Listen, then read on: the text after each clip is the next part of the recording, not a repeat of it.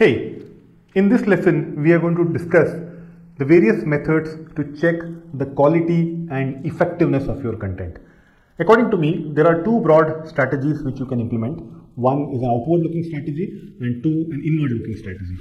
The outward looking strategy would mainly focus on post publishing analytics, which means that once you already published your article, you will look at the number of people who have followed you after publishing this article, the number of shares that this article has received, the number of likes that either your page or this article has received, and the number of engagements that this article is having. So this is post-publishing analytics.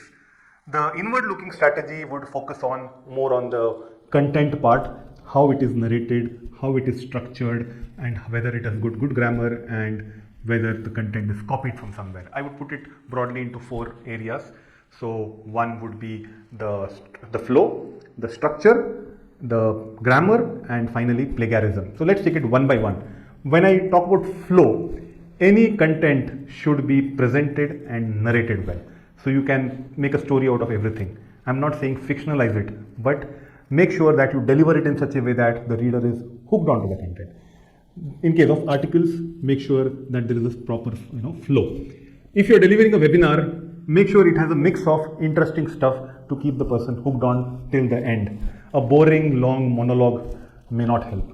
Similarly, if you're moderating a panel discussion, make sure that all panelists are aligned to the topic, and if the discussion is going haywire, it's your job to get them on track again. Start on time, finish on time. So that's the mantra for the flow of content.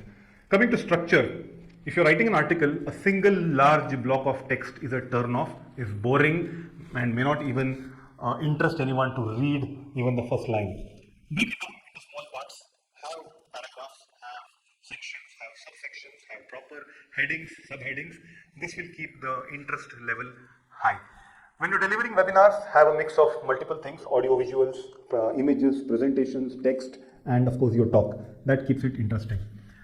A very important part, number 3, grammar.